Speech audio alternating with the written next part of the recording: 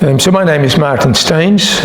I've worked in ruminant nutrition all of my professional life. I've both worked in research and in extension in Australia, Eastern Australia, 26 years in Western Australia, 3 years in New Zealand and elsewhere as well. Nutrition is really a foundation stone of livestock farming, whether it's sheep or cattle or anything.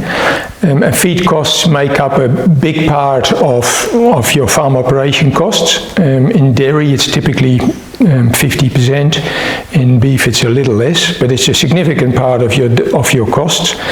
And having a good understanding of nutrition helps you to make better decisions to increase farm profit, to make the most of the feed resources you have. The other factor to consider is that the value of feeds and of animal products is constantly changing. So even if nutrition was constant, your economic environment is constantly changing. So nutrition decisions have to be based around that complex environment where you're dealing with nutritional changes and economic changes all the time. And in order to improve farm profit, making better decisions around all of that is really important, but it's complex as well, and we'll come back to that complexity in a minute. So in nutrition, the first thing we always talk about is anything is expressed on a dry matter basis, because there's no nutrients in water. We don't grow feeds for water, so we always consider as in what is the feed value on a dry matter basis. So for example, energy content per kilo of dry matter or protein content per kilo of dry matter.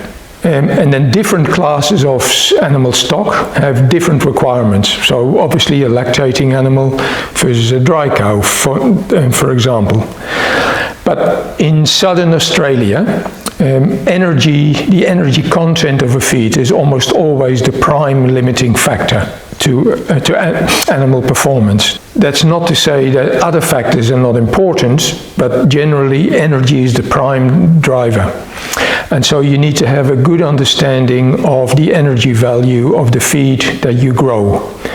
And energy in Australia is expressed in metabolizable energy per kilo of dry matter, megajoules per kilo of dry matter. It's a mouthful, but it's important to understand. And now a few rules of thumb with regards to energy is that 8 megajoules of ME per kilo of dry matter is just above maintenance requirements. So it's quite low. 9 megajoules per kilo is getting a bit better. You can expect modest levels of production. 10 megajoules per kilo, you're starting to get pretty good levels of production. And 11 to 12 megajoules per kilo is the sort of energy you require for a highly producing dairy cow. So 8 to 12, that's the sort of boundaries you need to think about. And to maximize farm profit, we're aiming to grow the highest possible forage, whether it's fresh pasture or conserved pasture, the highest possible quality in terms of energy value that we can grow. Now, all feeds differ a lot in their energy content, you can't really tell by looking at a feed what its energy value is. Okay, you can say if it's a straw or it's a really good quality pasture, but anything in between, it's impossible to guess. So our strong advice is always to feed test. It's a modest cost, but you get a lot of information that will help you to make better management decisions around feeding. Feed testing is not only done for energy content, but we also get other information such as, for example, the protein content or the fiber content of a feed. Now fiber, which is also called NDF, neutral detergent fiber, is a really important part of cattle feeding, because ruminants have need enough fiber for good rumen health, but fiber also has a negative impact. Too much fiber reduces the amount of feed that an animal will be able to eat, and it also reduces generally the energy content of a feed. So the more fiber, the lower the energy content and the lower the feed intake that an animal is able to achieve. So I call that a double whammy effect. So fiber is good, we need to have enough fiber to have a healthy rumen, but too much fiber impacts on how much energy an animal can consume and therefore how much performance we can expect to get. So fiber is a balancing act to get right.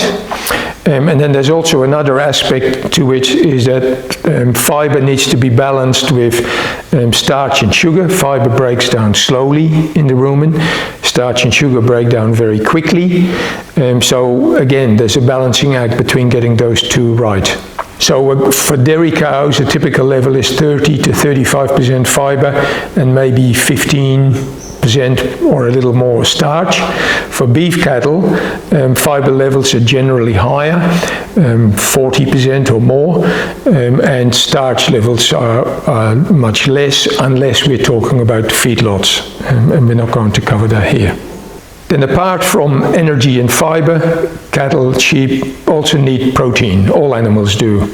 But protein nutrition in ruminants is complex because the rumen bugs break the protein down and then grow on the products of the breakdown. They grow themselves and then provide protein to the cow or the sheep. So it's the bugs that actually provide most of the protein that an animal needs. And that protein that becomes available to an animal is called metabolizable protein. So it's similar to metabolizable energy. The energy that's actually available, the protein that's actually available. Now, with protein, we can't actually measure metabolizable protein in a laboratory, but we can predict metabolizable protein from the crude protein content of a feed and a range of other factors. And so,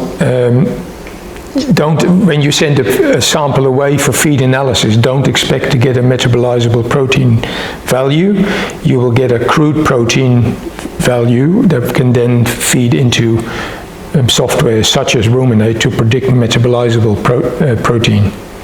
So then finally we also have to consider the minerals, especially calcium, phosphorus and magnesium, and it's important to get those right.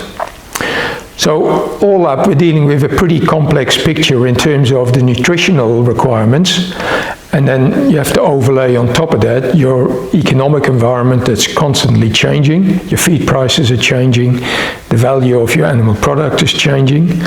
So this decision making is not something you want to do on the back of an envelope. It takes way too long and you make too many mistakes. So there are simple decision support tools available, computer programs that can help you to make better decisions in terms of improved feeding of animals and improved economic outcomes for your farm.